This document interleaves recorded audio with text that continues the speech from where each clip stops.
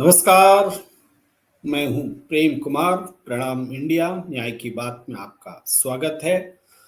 दिल्ली में फंस गए मोदी।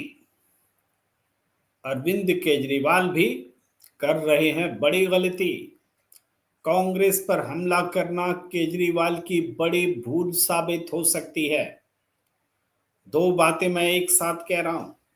एक तो ये कि दिल्ली में फंस गए मोदी।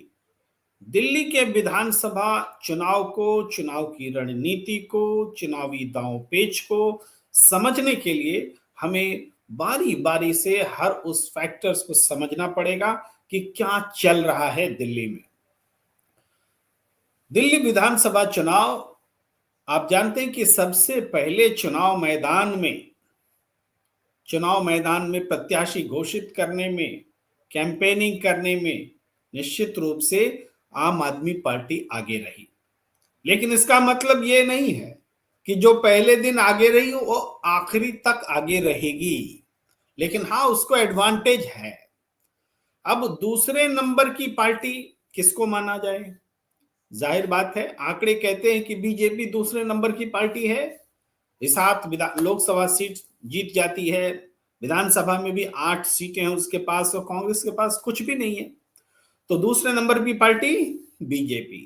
तो भारतीय जनता पार्टी अपना कैंपेन किस तरह से चलाती है ताकि वो आम आदमी पार्टी को रिप्लेस करके सत्ता में आ सके, यही तो क्वेश्चन होगा प्रतिपक्ष से जो विपक्ष में है।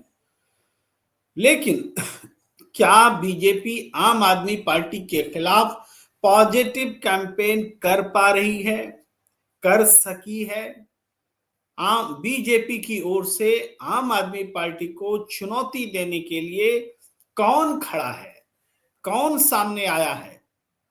अमित शाह को तो ये बचा ले गए हैं, पीछे छिपा ले गए हैं, क्योंकि अरविंद केजरीवाल का सबसे ज्यादा हमला अमित शाह पर रहा है, जिनके हाथ में गृह मंत्रालय है, जिनके हाथ में दिल्ली की पुलिस है, जिनके हाथ में दिल्ली की सुरक्षा व्यवस्था है, जिनके हाथ में दिल्ली को सुरक्षित और कथित तौर पर जो भी घुसपैठ की चर्चा होती है उससे मुक्त रखने की जिम्मेदारी है। आए कौन दिल्ली में चुनाव लड़ने? नरेंद्र मोदी। नरेंद्र मोदी आते हैं इलेक्शन कैंपेन को मोदी बनाम केजरीवाल करने की कोशिशों में लग जाते हैं। क्यों? क्योंकि दिल्ली में ऐसा कोई बीजेपी अपना चेहरा खड़ा नहीं कर पाई है जिसको अरविंद केजरीवाल के समकक्ष खड़ा किया जा सके। संगठन तो है, पार्टी तो है, बिना चेहरा के भी पार्टी लड़ती है चुनाव। लेकिन दिल्ली में हुआ यूं कि नेगेटिव कैंपेन में नरेंद्र मोदी जी ने पूरी बीजेपी को फंसा दिया। नरेंद्र मोदी जी आए दिल्ली, भाषण दिया उन्होंने, कुछ लोगों को चाबी सौंपी, ईडब्ल्यूएस कैटेगरी के लोगों को, करीब 1486 लोगों को, या 1684, मैं भूल रहा हूं, 1684 लोगों को चाबी सौंपी। इससे पहले भी 3000 लोगों को सौंप चुके हैं, दोनों मिला के 4700 का आंकड़ा होता है।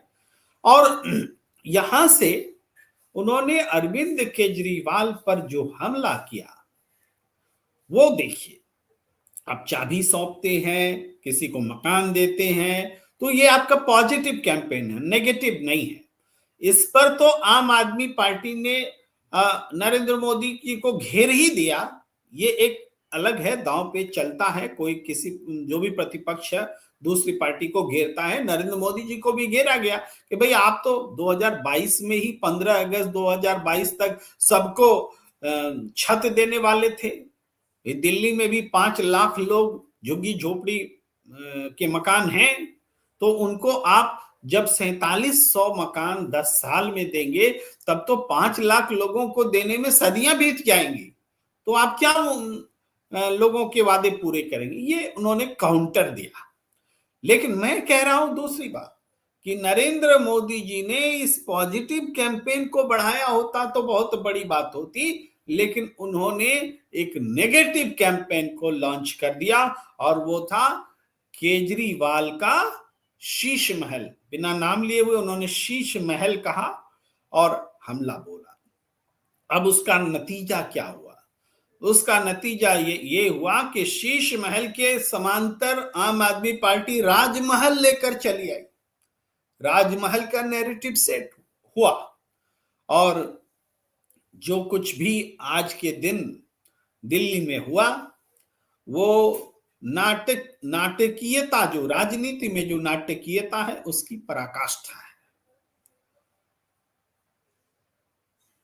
अरविंद केजरीवाल और पूरी टीम पहुंच गई मुख्यमंत्री आवास, जहां पर कहा जाता है कि beer bar, mini beer bar, लाखों करोड़ों के कालीन वगैरह वगैरह सब जो है उसमें खर्च हुए।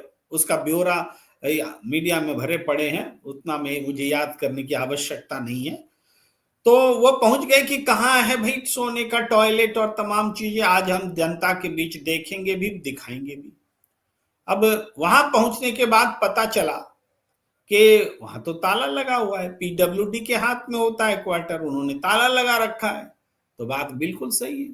तो ये बातें जनता के सामने आई कि जब आम आदमी पार्टी के लोग खुद जाकर के मुख्यमंत्री आवास को जनता के सामने सार्वजनिक करना चाहते हैं कि देखो इसमें क्या क्या लगे हुए हैं, तो वहां उनको घुसने नहीं दिया गया, ताला लगा हुआ है। तो यहां यह प्रश्न उठता है कि जब उस घर में ताला लगा हुआ है तो उसके भीतर की तस्वीरें कैसे मीडिया पर आ रही हैं और उसको कैसे सुनियोजित ढंग से अरविंद केजरीवाल के चरित्र पर हमला किया जा रहा है, उनको एक तरह से एक विलासितापूर्ण जिंदगी जीने वाला बताया जा रहा है। ये बात सामने आई कि जब हम पहुंचना चाहते हैं तो हमें क्वार्टर तक पहुंचने नहीं देते, राजभवन में ताला लगा हुआ है। लेकिन जो लोग चोरी छिपे उसका वीडियो बना करके दिखाते हैं, दिखा रहे हैं, पता नहीं कैसे वीडियो दिखा रहे हैं, इस बात को उन्होंने सामने लाया। इसका मतलब यह है कि अरविंद केजरीवाल के कैरेक्टर असैसिनेशन का एक पूरा प्रयोजन चल रहा है। दूसरी तरफ आम आदमी पार्टी यही नहीं रुकती, वो प्रधानमंत्री के आवास तक पहुंचने का प्रयास करती है, जहां भी उनको स्वाभाविक तौर पर रोक दिया जाता है। लेकिन वो इस बात को जनता के बीच लाने का प्रयास करती है कि नरेंद्र मोदी जी, आपका जो सेंट्रल विस्टा में मकान बन रहा है वो 6700 करोड़ का है, आपके यहाँ जो कालीन बिछी हुई है वो 300 करोड़ की है, आपके यहाँ जो झूमर लगे हुए हैं वो 200 करोड़ के हैं, आप जो महंगे पेन से लिखते हैं, आप जो महंगे पोशाक पहनते हैं, आपके पास जो 6700 जोड़ियां जूते हैं, आपके पास ये है, आपके पास वो है, महंगी घड़ी है, महंगी कलम है, महंगे हजारों सेट कपड़े हैं जो रोज आप पहना करते हैं। ये सब कहां से आता है? ये सब आज देश के सामने आपको बताना होगा। आम आदमी पार्टी पूरी टीम लेकर पहुंच गई, लेकिन आम आदमी के पूरी टीम लेकर पहुंचने के बावजूद भले ही उनको अंदर जाने नहीं दिया गया, लेकिन सामने क्या आया, देश के सामने विमर्श क्या आया कि नरेंद्र मोदी भी लैविश लाइफ, विलासितापूर्ण जीवन जीते हैं। जिनकी पार्टी अरविंद केजरीवाल पर हमला कर रही है, अरविंद केजरीवाल तो वो फुटेज दिखाने के लिए बेचैन है, वो बताना चाहते हैं देश को कि आप दिखाइए उस घर को कि कहां पर क्या है, लेकिन नरेंद्र मोदी उस बात को छिपाने के लिए बेचैन है। उनकी पूरी पुलिस, उनकी पूरी व्यवस्था इस बात को बताने में लगी है कि वो इसको कैसे छिपाया जाए। इसी बीच आम आदमी पार्टी ने एक ऐसा यूट्यूब का वीडियो जारी किया है, यूट्यूब पर, जो पुराना निकाल करके उन्होंने जारी किया है अपने ट्विटर हैंडल पर, जिसमें वो उसके जब नीचे में जो स्लग्स चल रहे हैं उससे पता चलता है कि जब नरेंद्र मोदी को प्रधानमंत्री का उम्मीदवार बताया जा रहा था और नीतीश कुमार जब कह रहे थे कि हमको मोदी के अलावा कोई भी एनडीए का नेता पसंद है, कोई भी चेहरा पसंद है, ये सब स्लग से पता चलता है। यानी ये 2013 की करीब बात है और उस समय उस समय क्या खबर चल रही थी आपको दिखाता हूं, ये दिखाना बहुत जरूरी है कि सीएम नरेंद्र मोदी अहमदाबाद में आज से अपने नए ऑफिस में बैठेंगे। नया ऑफिस बनकर तैयार हो चुका है। ये ऑफिस सभी आधुनिक सुविधाओं से लैस है।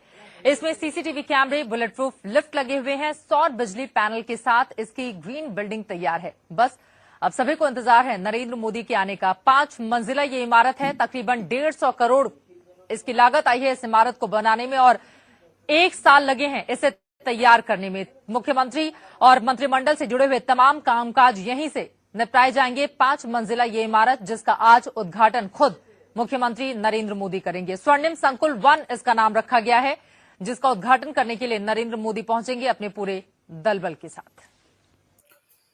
ये तब की खबर है जब वो मुख्यमंत्री थे। 1500 करोड़ रुपए से उनका पूरा आवास और इवन एक तरह से सेक्रेटेरिएट भी है, 5 मंजिला इमारत बन रहा है।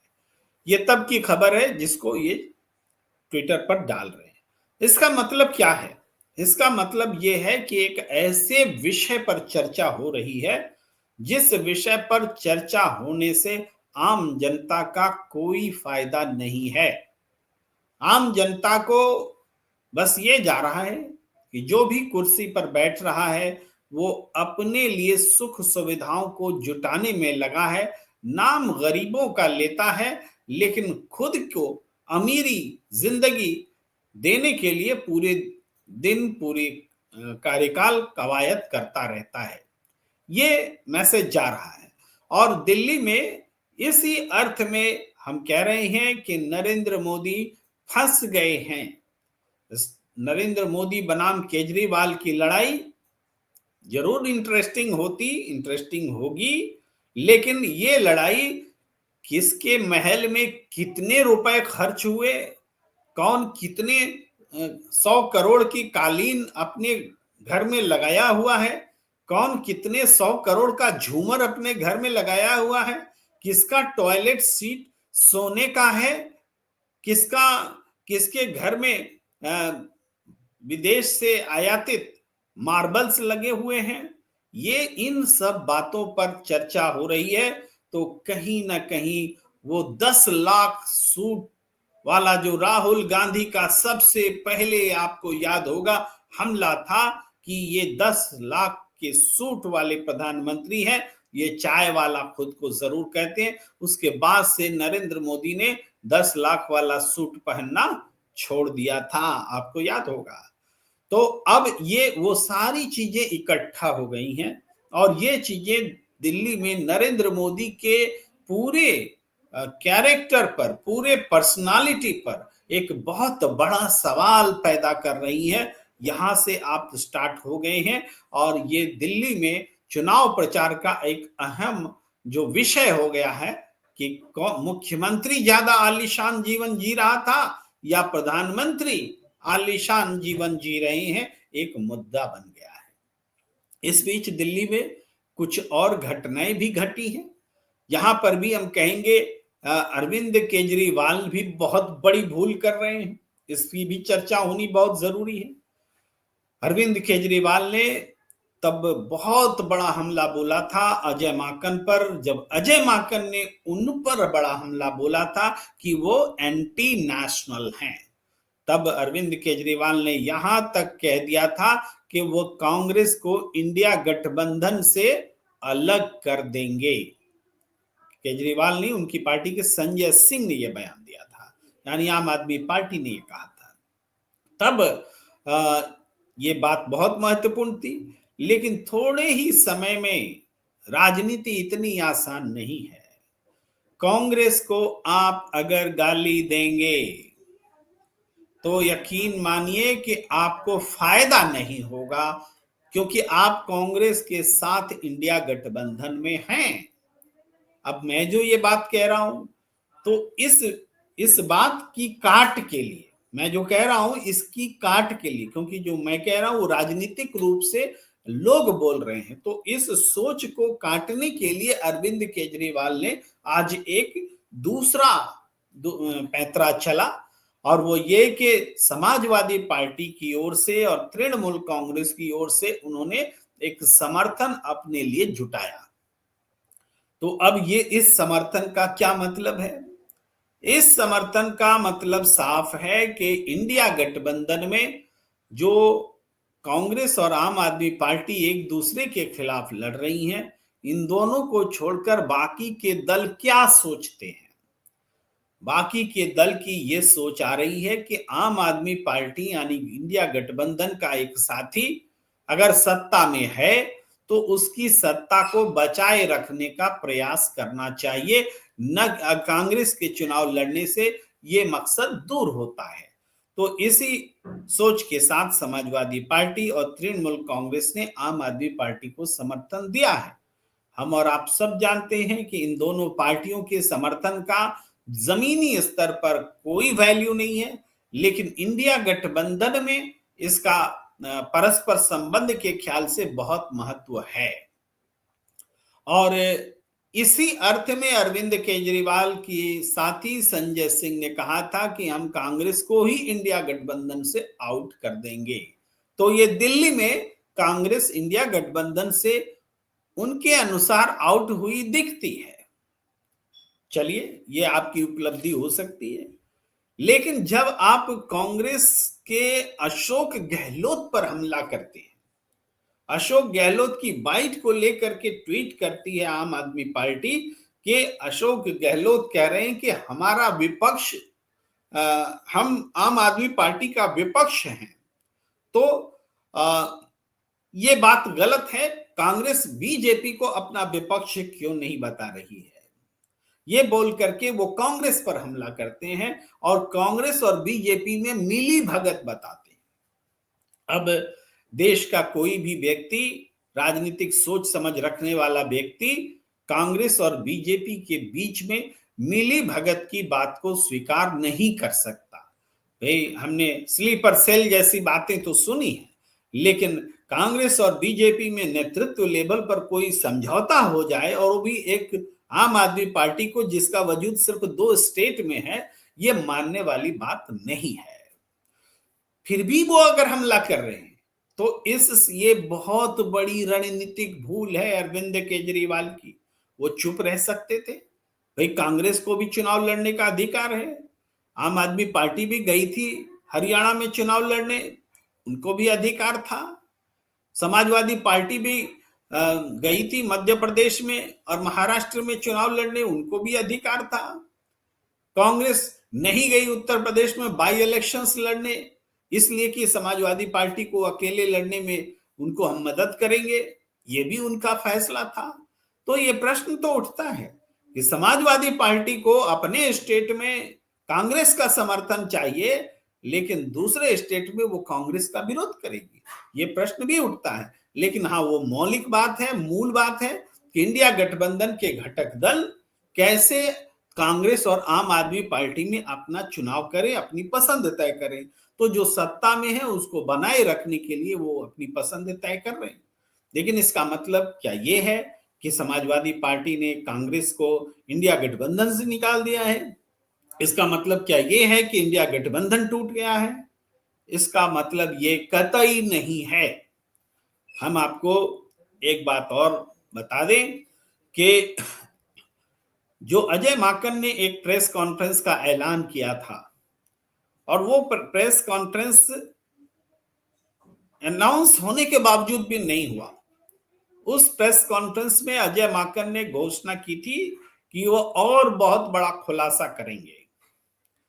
आप जानते हैं कि अरविंद केजरीवाल की सरकार के खिलाफ राजस्व घोटाले को पर्दाफाश करने का काम या पब्लिक डोमेन में लाने का काम कांग्रेस पार्टी ने किया। बीजेपी तो राजस्व घोटाले का नाम नहीं ले रही है, भूल गई है बीजेपी राजस्व घोटाला, जिस नाम पर अरविंद केजरीवाल को जेल भेजा गया। क्योंकि इस मोर्चे पर जब वो बोलने आते हैं तो वो उल्टे फंस जाते हैं, उनके पास कोई जवाब नहीं होता और जनता उनकी बातों को सुनने को तैयार नहीं है। ये बातें अरविंद केजरीवाल के पक्ष में जाती हैं। लेकिन जब कांग्रेस कहती है कि हम बड़ा घोटाला करने जा रहे हैं और वो प्रेस कॉन्फ्रेंस नहीं होता है, तो क्यों नहीं हुआ, ये भी समझने की बात है। हमें जो अपने सूत्रों से प्राप्त जानकारी है उसके मुताबिक डीएमके प्रमुख तमिलनाडु के मुख्यमंत्री स्टालिन का एक हस्तक्षेप हुआ। उन्होंने कांग्रेस नेताओं को साफ तौर पर बताया कि दिल्ली में हम कांग्रेस आम आदमी पार्टी को इंडिया गठबंधन की ओर से जीतता हुआ पाते हैं, इसलिए उसको डैमेज नहीं करना हमारा मकसद है। इसलिए इस तरह के प्रेस कॉन्फ्रेंसेस नहीं होने चाहिए जो अरविंद केजरीवाल की संभावनाओं को कमजोर करती है। अब चूंकि कांग्रेस सभी साथियों के साथ गठबंधन में है, उनके सभी साथी किसी न किसी तरीके से कांग्रेस पर ही दबाव डालते हैं, कांग्रेस से ही अपेक्षा रखते हैं, कांग्रेस से ही नरम होने की अपील करते हैं, कांग्रेस से ही सबको कुर्बानी चाहिए। तो यहां डीएमके के स्टालिन का इस्तेमाल अरविंद केजरीवाल जी ने किया, उनके साथियों ने किया, यानी स्टालिन ने एक दबाव बनाया और अजय माकन का प्रेस कॉन्फ्रेंस होते होते रह गया। तो चलिए, कांग्रेस ने भी अरविंद केजरीवाल के खिलाफ हमले की इंटेंसिटी को उस और बढ़ाने से अपने आप को पीछे किया। तो इस राजनीति का क्या मतलब? इसके तुरंत बाद जानते हैं अरविंद केजरीवाल ने क्या किया? अरविंद केजरीवाल ने फिर ट्वीट किया और बताया कि क्यों अजय माकन जी घोषणा करके आपने प्रेस कॉन्फ्रेंस क्यों नहीं की? क्या बीजेपी की लिखी हुई स्क्रिप्ट नहीं मिली? अब देखिए ये कितना ओछापन है, राजनीति में कितना बड़ा घटियापन है कि एक तरफ आप स्टालिन के जरिए कांग्रेस पर दबाव डालते हैं कि अजय माकन का प्रेस कॉन्फ्रेंस मत होने दीजिए, मुझ पर हमला मत कीजिए, और दूसरी तरफ जब वो रुक जाता है, प्रेस कॉन्फ्रेंस नहीं होता है, तो वही अरविंद केजरीवाल कहते हैं कि बीजेपी की स्क्रिप्ट नहीं मिली इसीलिए आपने प्रेस कॉन्फ्रेंस नहीं की क्या? अब आप समझिए, अजय माकन को प्रेस कॉन्फ्रेंस करने के लिए बीजेपी की स्क्रिप्ट चाहिए। तो ये जो घटियापन है अरविंद केजरीवाल की सियासत में, ये घटियापन भी उजागर हो रहा है। वहीं कांग्रेस बहुत साइलेंटली, आप जान रहे हैं कि उन्हीं कारणों से कि इंडिया गठबंधन के घटक दल बहुत नाराज ना हो जाएं कि कांग्रेस को निर्णय लेने में मुश्किल हो। अजय माकन के प्रेस कॉन्फ्रेंस को तो रोका जा सकता है, लेकिन राहुल गांधी, मल्लिकार्जुन खड़गे, प्रियंका गांधी अगर ये लोग प्रेस कॉन्फ्रेंस करने की ठान लेंगे अरविंद केजरीवाल के खिलाफ, तो फिर उसको रोकने कौन आएगा? यही कारण है कि राहुल गांधी, प्रियंका गांधी, मल्लिकार्जुन खड़गे जैसे सेंट्रल लीडरशिप ने दिल्ली विधानसभा चुनाव से अपने आप को दूर रखा है। और ये प्रदेश कांग्रेस के लिए एक तरह से ये है, दूसरी पार्टियां तो अपना जान झोंक रही है। नरेंद्र मोदी खुद चुनाव लड़ने आ रहे हैं, अरविंद केजरीवाल खुद चुनाव लड़ रहे हैं, और कांग्रेस पार्टी का शीर्ष नेतृत्व उनको अकेला छोड़ करके बाहर है। तो ये गठबंधन धर्म है, इंडिया गठबंधन का धर्म है कि उसके घटक दल तो कांग्रेस को आगे चढ़ करके गाली देते रहेंगे। अरविंद केजरीवाल बोलते रहेंगे कि बीजेपी और कांग्रेस में मिली भगत है, बोलते रहेंगे कि बीजेपी की स्क्रिप्ट अजय माकन को नहीं मिली क्या। लेकिन अरविंद केजरीवाल को कांग्रेस अगर कुछ बोलती है तो राष्ट्रीय स्तर पर इंडिया गठबंधन के घटक दलों को लगने लगता है कि भाई हमारा एक साथी हार रहा है। तो ये पॉलिटिक्स जो है, पॉलिटिक्स इनसाइड इंडिया गठबंधन for the survival of regionalism in the alliance, इसका जो नुकसान है वो कांग्रेस को झेलना पड़ रहा है। ये हालात फिर भी मैं कहता हूं, इन परिस्थितियों के बावजूद आज दिल्ली में जिस तरीके से कांग्रेस चुनाव लड़ रही है, इसने बीजेपी की भी नींद हराम कर दी है और आम आदमी पार्टी की भी नींद हराम कर दी है। और कांग्रेस पार्टी, मैं तो आपको ट्विटर पे आपको ट्वीट भी किया हूं, आप देख सकते हैं जाकर के @ask the प्रेम कुमार में। भाई सुशांत पत्रकार हैं, आप जानते हैं, टाइम्स नाउ के पत्रकार हैं, उन्होंने एक सर्वे किया, और सर्वे जो किया कि कौन किसके साथ है, कौन जीत रहा है, किसकी सरकार आ रही है, तो उस सर्वे के परिणाम देखिए। 41% आम आदमी पार्टी को है, वो सरकार बनाती दिख रही है, लेकिन 29 और 25% बीजेपी और कांग्रेस के वोट हैं। आप समझ सकते हैं कि कांग्रेस कितना नेक टू नेक है। बल्कि फाइनल सर्वे जो आया, क्षमा कीजिएगा, फाइनल सर्वे आया तो कांग्रेस सेकंड और बीजेपी थर्ड है। मैं इस बात को भुला गया था। पहले नंबर पर आम आदमी पार्टी, दूसरे नंबर पर कांग्रेस और तीसरे नंबर पर बीजेपी। ये सुशांत के सर्वे में आ रहा है, जिसमें कि 80,000 के करीब में सैंपल वोट्स हैं। तो ये हालात बता रहे हैं कि कांग्रेस कितनी संजीदगी के साथ चुनाव मैदान में है। देखिए, अभी तो चुनाव की घोषणा हुई है। इस समय ये कह देना कि वो जीत जाएगा, वो हार जाएगा, ये बहुत उचित होता नहीं है। एग्जिट पोल भी गलत होता है, तो हम अभी से किसी के जीतने और हारने की भविष्यवाणी कैसे कर सकते हैं। लेकिन जो जो चुनाव लड़ रहा है, जिस अप्रोच के साथ चुनाव लड़ रहा है, जिस जेस्चर के साथ चुनाव लड़ रहा है, पॉजिटिव है कि नेगेटिव है, ऑफेंसिव है कि डिफेंसिव है, अपनी उपलब्धियां बता रहा है कि दूसरों को गालियां सुना रहा है, इन सब के बीच कांग्रेस एक ऐसी पार्टी है जो दिल्ली में न तो केंद्र सरकार की ओर से एलजी है उसका, और न तो जनता ने उसको चुना है कि वो मुख्यमंत्री हो। बीजेपी और आम आदमी पार्टी दोनों सरकार में है। जहां तक दिल्ली का सवाल, एक के पास एलजी है, दिल्ली पुलिस है, आईएएस अफसर हैं, और दूसरे के पास निर्वाचित सरकार है, जिनके पास ये सब चीजें नहीं है, यानी आधी से भी कम ताकत है। मगर जो कांग्रेस है, इसके पास ये सब चीजें नहीं है। लेकिन कांग्रेस के पास है उनका लौटता हुआ जनाधार, वो जनाधार जिसके कारण कांग्रेस इंडिया की आत्मा बनी हुई है। इस आत्मा को हटा देने से इंडिया कुछ नहीं है। आत्मा ही हटा दीजिए तो हमारा शरीर फिर बेजान हो जाता है। तो कांग्रेस के बगैर इंडिया गठबंधन कुछ है नहीं। तो ये दिल्ली का चुनाव इंडिया गठबंधन और एनडीए के बीच का चुनाव भी नहीं है। आप देखिए, बीजेपी और एनसीपी दोनों इंडिया एनडीए गठबंधन में हैं, दोनों दिल्ली में चुनाव लड़ रहे हैं। दिल्ली में एनसीपी भी चुनाव लड़ रहा है और दिल्ली में बीजेपी भी चुनाव लड़ रही है, लेकिन इसकी चर्चा नहीं होती।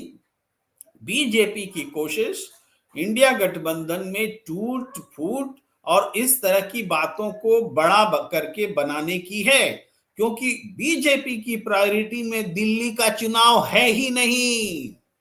बीजेपी की प्रायोरिटी में अपनी केंद्र की कुर्सी कैसे बचाया जाए, ये उसकी प्राथमिकता है। बिहार से उसकी संख्या बल को चुनौती मिल रही है। चंद्रबाबू नायडू मौके की तलाश में है। ऐसे में बीजेपी कैसे बैकअप प्लान पर काम करे, उसको सक्सेसफुल बनाए। वो महाराष्ट्र में नई राजनीति की हवा छोड़े हुए है।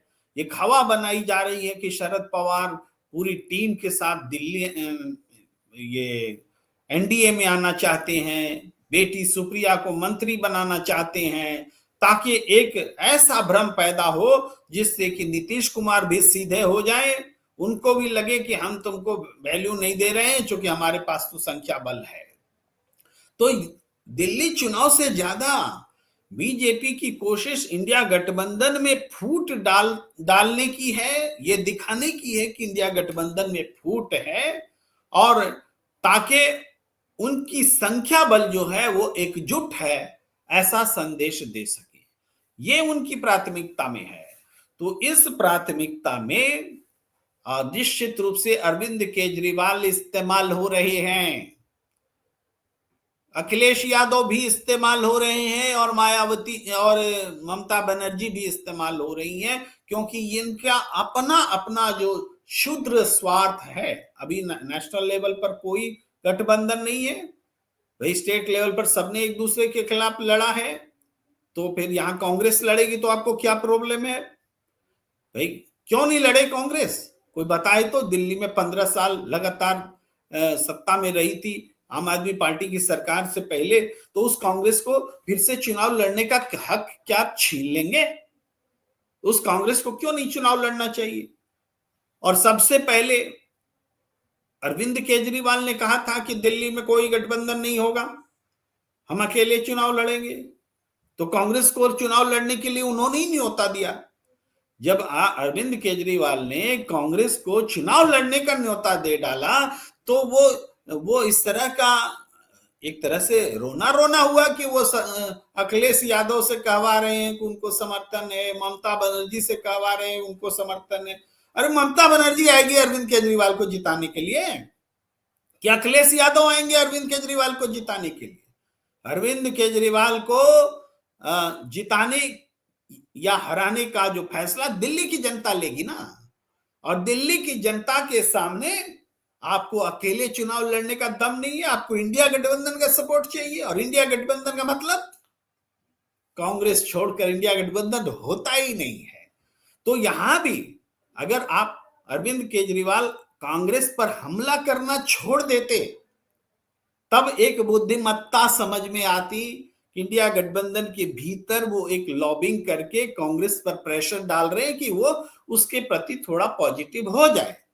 लेकिन वो जब कांग्रेस पर हमला करती है तो यकीन मानिए, दिल्ली का दलित वोटर्स, दिल्ली का सिख वोटर्स, दिल्ली का मुसलमान वोटर्स, दिल्ली के वो परंपरागत ब्राह्मण वोटर्स जो कांग्रेस के साथ रहे हैं, दिल्ली के वो पूर्वांचलियों के वोटर्स जो छिटक गए थे, उन सबके मन में ये बात आती है कि अरविंद केजरीवाल गलत कर रहे हैं।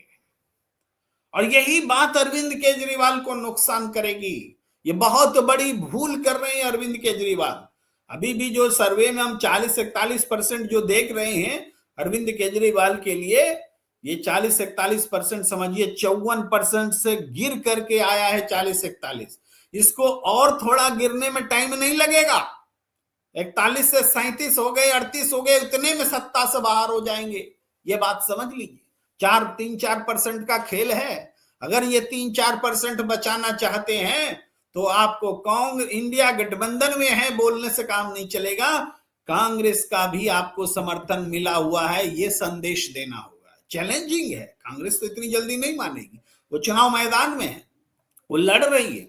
आप देखिए, मैं तो आपसे बातचीत करते हुए ये कह रहा हूं, नई दिल्ली विधानसभा चुनाव अरविंद केजरीवाल जीतेंगे कि नहीं जीतेंगे, यही बहुत बड़ा सवाल है। वहां प्रवेश वर्मा, संदीप दीक्षित और अरविंद केजरीवाल, ये 3 महत्वपूर्ण उम्मीदवार हैं। और संदीप दीक्षित जिस तरीके से घर घर जाकर के आत्मीयता से मिल रहे हैं और उनको जो जन समर्थन मिल रहा है, ये कहीं ऐसा ना हो कि आम आदमी पार्टी को ममता बनर्जी वाला हाल ना हो, खुद चुनाव हार जाए, पार्टी चुनाव जीत जाए। ये भी हो सकता है। ये खबर अब सनसनीखेज नहीं होगी। जैसे ममता बनर्जी खुद अपना चुनाव हार गई थी और उनकी पार्टी जीत गई थी, वैसे इस बात के पूरे आसार हैं कि अरविंद केजरीवाल अपना चुनाव हार जाए, भले उनकी पार्टी चुनाव जीत जाए। मैं कोई भविष्यवक्ता नहीं हूं। पार्टी जीत जाए ये भी जरूरी नहीं है, वो अभी हार सकती है। लेकिन उस स्थिति में पहुंच जाए पार्टी कि कम से कम सत्ता में बनी रहे, बीजेपी सत्ता में ना आए, तब इंडिया गठबंधन का मतलब होता है। अगर बीजेपी सत्ता में आ गई तो कांग्रेस और आम आदमी पार्टी दोनों की ये हार होगी। कांग्रेस की इस मायने में हार होगी कि बीजेपी की सत्ता में आ गई, और आम आदमी पार्टी की इस कारण हार होगी कि उसने सबसे पहले कहा कि इंडिया गठबंधन यहां नहीं है, हम अकेले चुनाव लड़ेंगे। भाई मिलकर चुनाव लड़ने की पहल क्यों नहीं की? अगर इतना कांग्रेस से आपको डर लग रहा है कि आपको स्टालिन से फोन करवाना पड़ रहा है कि आपको अखिलेश यादव भी चाहिए और ममता बनर्जी भी चाहिए, कि आपको खिलाफ में अशोक गहलोत एक शब्द ना बोले, ये सारी लग्जरी आपको चाहिए इंडिया गठबंधन से और कांग्रेस से, लेकिन चुनाव अकेले लड़ेंगे, चुनाव अकेले लड़ेंगे। तो ये जो चीज है, निश्चित रूप से बहुत ओछी राजनीति हो रही है, मैंने पहले भी कहा, जहां से बात शुरुआत की थी, शीश महल और राजमहल दोनों ने एक दूसरे को नंगा किया है। भाई, मुख्यमंत्री रहे अरविंद केजरीवाल के शीश महल की जब बात आती है, कोई इसका बचाव कर नहीं पाया है आज तक। आम आदमी पार्टी का नेता आज भी बचाव नहीं कर रहे, वो नरेंद्र मोदी पर हमला कर रहे हैं। लेकिन हाँ, नरेंद्र मोदी की के जो लग्जरी लाइफ स्टाइल है, उसको भी एक्सपोज करने का काम अरविंद केजरीवाल ने किया है। तो दोनों एक दूसरे के लिए जो है एक दूसरे को नंगा कर रहे हैं। फायदा किसको हो रहा है? अरविंद केजरीवाल शीश महल में रहेंगे, नरेंद्र मोदी राजमहल में रहेंगे, तो जनता उनके बीच मुद्दों को लेकर जाने वाली एकमात्र पार्टी अभी कौन दिख रही है? जाहिर बात है कि कांग्रेस को इसका फायदा मिलेगा। तो आज कांग्रेस कहां है और चुनाव कैंपेन खत्म होते होते कहां रहेगी, ये इस बात पर निर्भर करने वाला है कि कांग्रेस को अपने ही शीर्ष नेताओं का कितना समर्थन मिलता है। अगर कांग्रेस को शीर्ष नेताओं का भरपूर समर्थन मिले तो इसी चुनाव में कांग्रेस तेलंगाना बना देगी दिल्ली को। इस बात को समझ लीजिए। तेलंगाना को याद कीजिए, वहां भी बीआरएस और बीजेपी नंबर 1 और नंबर 2 की पार्टियां थे। वहां भी कहते थे कि कांग्रेस कहीं नहीं है, दूर दूर में टक्कर में।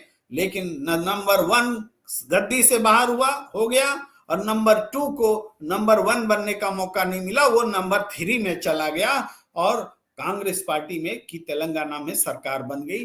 तेलंगाना रिपीट हो सकता है दिल्ली में, अगर खुद प्रियंका गांधी, खुद सोनिया गांधी, खुद राहुल गांधी जिस तरीके से तेलंगाना में संघर्ष करते हुए सड़क पर आ गए थे, आज दिल्ली में चले आए, दिल्ली का चुनावी सीन बदल सकता है। लेकिन उनको तो इंडिया गठबंधन का धर्म निभाना है, अखिलेश को खुश करना है, ममता बनर्जी को खुश करना है, स्टालिन को खुश करना है, तेजस्वी यादव को खुश करना है। और तो ये कुर्बानी जो देने के लिए तैयार रहती है कांग्रेस, और इस कुर्बानी के लोग मानते भी नहीं है, ये मानेंगे भी नहीं। तो इसीलिए एक लाइन लेने की, अगर नहीं भी इंडिया कांग्रेस का लीडरशिप अगर नहीं भी समर्थन देता है, तब भी ये समझिए कि कांग्रेस इस रूप में कुछ मजबूत सीटें, आप देखिए अरविंद केजरीवाल की अगर हम हार की संभावना बता रहे हैं तो वजह संदीप दीक्षित हैं जो जीत सकते हैं। आतिशी भी चुनाव जीत जाए इस कोई जरूरी नहीं है, क्योंकि वहां कांग्रेस की अलका लांबा खड़ी हैं और रमेश बिधूड़ी ने तो अपने लिए आत्मघाती गोल मार लिया है। आप ये समझिए और कई सीटें ऐसी हैं जहां पर के कांग्रेस अच्छा चुनाव लड़ रही है। तो संख्या में 7-8 सीटें तो ऐसे ही दिख रही हैं जहां वो जीत सकती है। इसके अलावा जहां दलित और मुस्लिम कॉम्बिनेशन, जहां सिख कॉम्बिनेशन, जहां इस तरह की चीजें अनुकूल हुई तो ये संख्या और बढ़ेगी। और सेंट्रल लीडरशिप के आए बगैर भी ये संख्या इतनी होगी कि आम आदमी पार्टी को सरकार बनाने के लिए कांग्रेस की गरज पैदा होगी, जरूरत पैदा होगी। तब समझ में आएगा सबको कि ये कांग्रेस का चुनाव लड़ना कितना जरूरी था। आज की चर्चा को हम विराम देने से पहले कुछ प्रतिक्रियाएं लेना चाहते हैं और वो प्रतिक्रियाएं जरूर ली जानी चाहिए। हालांकि प्रतिक्रियाएं बहुत आई हैं। सतीश शर्मा जी लिख रहे हैं, आप पार्टी हो सके तो 36 से 40 सीट जीत जाए, पर नोट कर लो अरविंद केजरीवाल, आतिश सिसोदिया हारेंगे तो क्या होगा। तो बिल्कुल आप सही कह रहे हैं, ये तीनों सीटें आम आदमी पार्टी हार सकती हैं।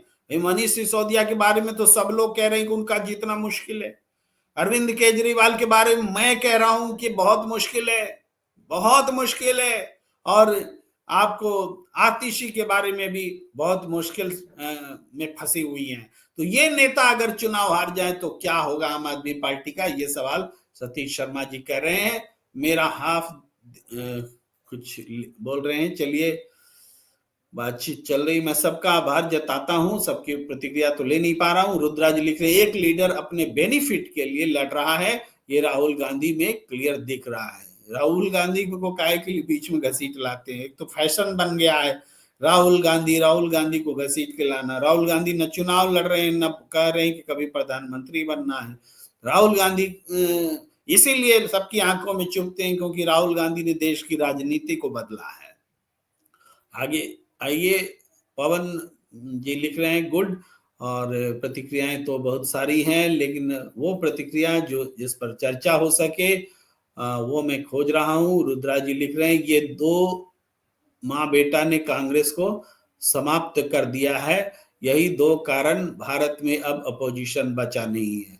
रुद्रा जी आपको क्या बताएं, कांग्रेस को तो नरसिंह राव ने खत्म कर दिया था, वो तो सोनिया गांधी आई जिसने कि इसी तरह से कांग्रेस को बचाया।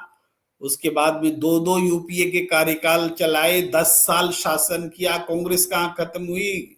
इस परिवार ने तो कांग्रेस को संभाला, कहाँ देखते हैं आप? और अच्छा लीडर चाहिए, आप कह रहे हैं सोनिया राहुल को कांग्रेस से अलग हो जाना चाहिए, 100% sure Congress will rise.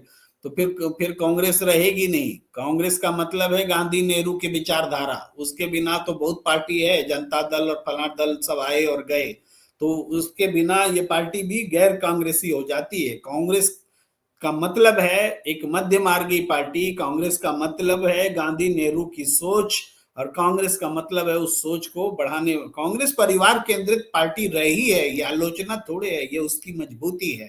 Congress की सोच, जब जब संकट आता है कांग्रेस को गांधी परिवार ही खड़ा कर ले जाता है, और गांधी परिवार जैसा दूसरा परिवार देश क्या पूरी दुनिया में नहीं है, जिसके पास त्याग करने का, कुर्बानी देने का, शहादत देने का इतिहास है, लंबी विरासत है, जेल जाने का रिकॉर्ड है, सारे रिकॉर्ड्स जो है संघर्ष करने के उस गांधी परिवार में है। और इस परिवार के पैरेलल में दुनिया में कोई परिवार नहीं है। लेकिन आज मैं उस बात पर चर्चा नहीं करना चाहता, लेकिन सवाल आ जाते हैं तो बोलना पड़ जाता है। तो चलिए आज की चर्चा को यहीं पर विराम देना चाहता हूं, और आप सबका बहुत बहुत आभार जताता हूं। प्रणाम इंडिया को आप लाइक कीजिए, शेयर कीजिए, सब्सक्राइब कीजिए, ज्वाइन का बटन दबाइए, और चैट सुपर चैट जो संभव हो सहयोग करते रहिए। हमें दीजिए इजाजत। नमस्कार, धन्यवाद, शुभ रात्रि।